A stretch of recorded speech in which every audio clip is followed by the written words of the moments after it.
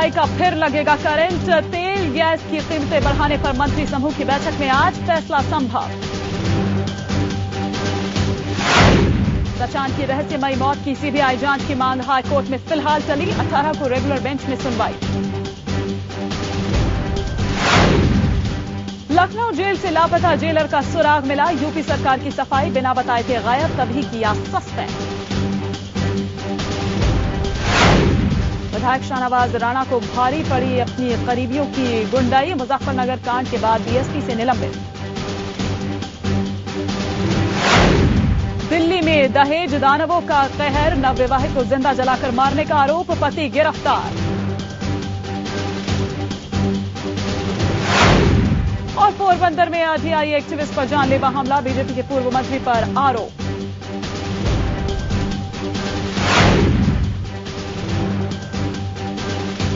प्रायोजक है जो बोलना है मुंह पे बोल। Intex IN 4470N। अब बात करो फेस टू फेस बिना 3G के पैसे दिए।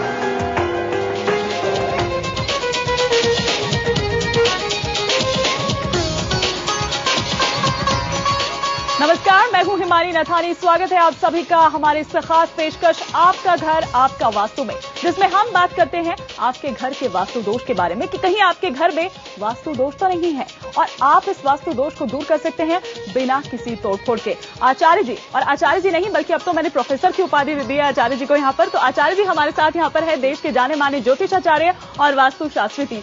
तो ये हमें यहाँ पर वास्तु की अब क्लास यहाँ पर शुरू करने वाले हैं और आज मैं यहाँ पर आचार्य जी से जानूंगी दक्षिण दिशा के बारे में कि आखिर क्या यहाँ पर दक्षिण दिशा का कितना महत्व यहाँ पर है। आचार्य जी, इससे पहले हमने बात की पूर्व दिशा की, क्योंकि दिशा वास्तु के ऊपर हमारा ये कार्यक्रम है और दिशाओं का बहुत महत्व होता है, लेकिन दक्षिण दिशा की अगर मैं बात करूं ये कितना महत्वपूर्ण है? देखिए, दक्षिण दिशा का भी अपना पूरा महत्व है। हमारे ऋषि मुनियों ने दक्षिण दिशा को इतना नकारात्मक क्यों बताया था, इसलिए बताया था पुराने समय में, क्योंकि पुराने समय के जो लोग थे वो धर्म भीरू हुआ करते थे। उनको धर्म की बात ज्यादा समझ में आती थी बनिस्पत आप विज्ञान की, अगर उनको विज्ञान के तर्क दें।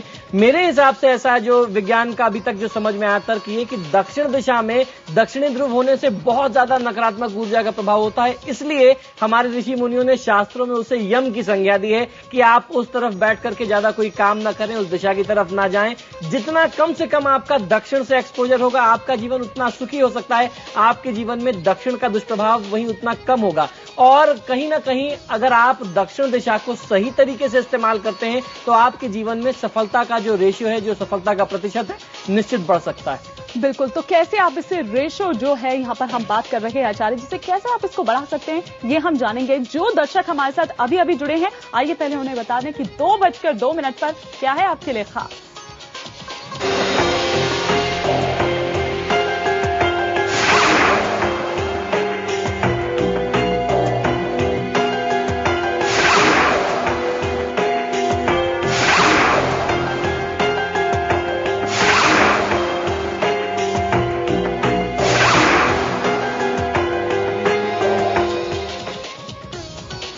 तो जो दर्शक हमारे साथ अभी अभी जुड़े हैं वो भी ये आप जान गए होंगे कि हम किस पर आज चर्चा करने वाले हैं, क्योंकि अभी मैं थोड़ी देर पहले ही यहाँ पर हमारे प्रोफेसर जी से हम यहाँ पर डिस्कस कर रहे थे कि दक्षिण दिशा का कितना महत्व यहाँ पर है। तो दिशाओं का चूंकि बहुत ही महत्वपूर्ण रोल यहाँ पर होता है, वास्तु की हम यहाँ पर चर्चा कर रहे हैं और ऐसे में रेशो की आप बात कर रहे थे, कैसे इस रेशो को बढ़ाया जा सकता है? जी बिल्कुल। देखिए, अगर आप अपने घर में दक्षिण दिशा का बहुत सही तरीके से संतुलन बना करके प्रयोग करते हैं, जैसा हमारे शास्त्रों में बताया गया कि दक्षिण दिशा में कुछ विशेष चीजें बताई गई हैं जिनका होना अनिवार्य है और कुछ ऐसी चीजें बताई गई हैं कि जिनको कदापि नहीं होना चाहिए। अगर आप बस इतनी छोटी सी समझ, बहुत महीन सी बात है, मैं आज आपको बताने वाला हूं, अगर आप इस छोटी सी समझ को जान करके अपने घर को उस अनुरूप बनाते हैं या कुछ परिवर्तन कर लेते हैं, संशोधन कर लेते हैं, तो आपको आपको निश्चित अपने जीवन में बहुत अच्छा लाभ मिल सकता है। जिस रेशियो की बात मैंने कही, जिस रेशियो के लिए अभी हिमानी ने पूछा, निश्चित उसका प्रतिशत बढ़ सकता है। चलिए, तो प्रतिशत को बढ़ाना हम यहाँ पर शुरू कर देते हैं और आचार्य जी से कहते हैं कि आचार्य जी,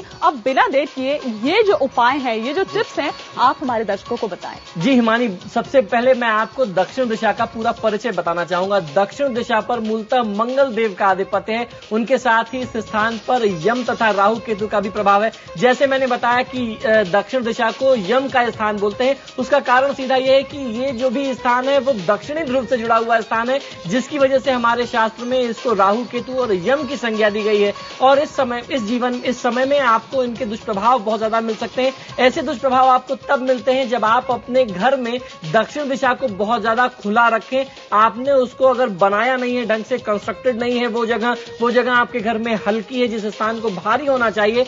दक्षिण को हमारे यहाँ बताया गया कि आपको बहुत ज्यादा कंस्ट्रक्टेड रखना है, बंद रखना है, एक कील के बराबर भी सुराख नहीं होना चाहिए। अगर उसको आपने खुला रखा है तो निश्चित बहुत दिक्कत आती है। आपको अपने जीवन में पग पग में समस्याओं का, बाधाओं का सामना करना पड़ता है। अब हम लोग चर्चा कर लेते हैं क्या हो और क्या ना हो, ये बहुत ज्यादा अनिवार्य है। किसी भी व्यक्ति के जीवन में स्थायित्व के लिए इस स्थान का सबसे ऊंचा होना और इस स्थान को भारी रखना अनिवार्य होता है। इस स्थान को आपको हमेशा कंस्ट्रक्टेड रखना होता है। घर के वृद्ध व्यक्ति, वरिष्ठ व्यक्ति या जो घर का जिम्मेदार व्यक्ति है, जो प्रधान व्यक्ति है, उसका कमरा आप यहां बना सकते हैं, जिसे आज की अंग्रेजी भाषा में मास्टर बेडरूम कहते हैं। प्रधान कक्ष यहां बनाना बहुत अच्छा होता है। घर में व्यापारिक स्थान या मालिक की जगह अगर आपको बनानी है तो आप अपने घर के दक्षिण क्षेत्र में बना सकते हैं, आपको बहुत अच्छा लाभ मिलेगा। घर की सभी बड़ी व भारी वस्तु, विशेषकर अलमारियां, आजकल लोग बहुत ज्यादा परेशान होते हैं कि ये सारी भारी भारी अलमारियां रखें तो रखें कहां, इनकी दिशा क्या होनी चाहिए। घर की सभी बड़ी व भारी वस्तु जो है, विशेषकर अलमारियां, अगर आप दक्षिण और पश्चिम दिशा में बनाते हैं आपको बहुत अच्छा लाभ मिलता है। यह स्थान स्टोर व शौचालय के लिए भी सबसे ज्यादा उपयुक्त माना गया हमारे शास्त्र में।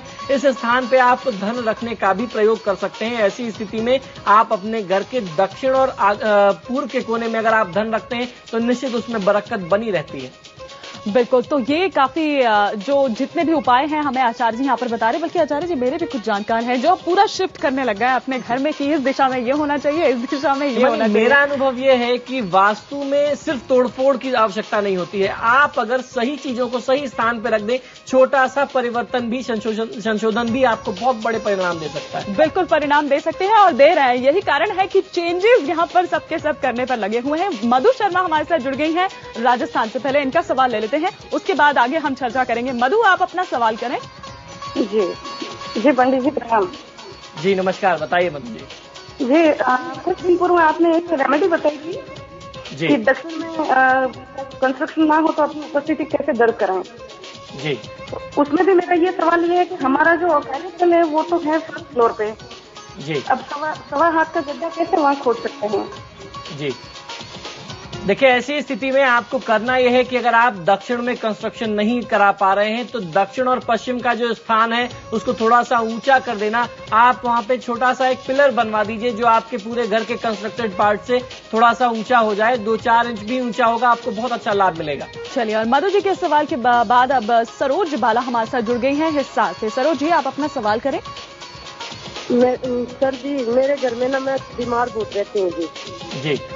देखिए आपके, जी बिल्कुल सरोज जी, आपकी बीमारी का सीधा संबंध घर की दक्षिण दिशा से है। मैंने बताया अगर दक्षिण दिशा खुली होगी या पश्चिम दिशा खुली होगी तो वहां रहने वाले सदस्यों को, विशेषकर महिलाओं को, स्वास्थ्य की समस्या बहुत ज्यादा गंभीर हो जाती है। अगर दक्षिण पश्चिम में कोई दोष हो तो महिलाओं को पेट से संबंधित उदर कष्ट कोई बहुत बड़ा हो सकता है और ऐसी भी स्थिति आ जाए कि कोई मेजर ऑपरेशन हो जाए। तो इससे बचने के लिए आपको अपने घर की दक्षिण दिशा की तरफ कम थोड़ा सा रहने का प्रयास करना होगा, अधिक से अधिक उत्तर या पूर्व की तरफ रहें।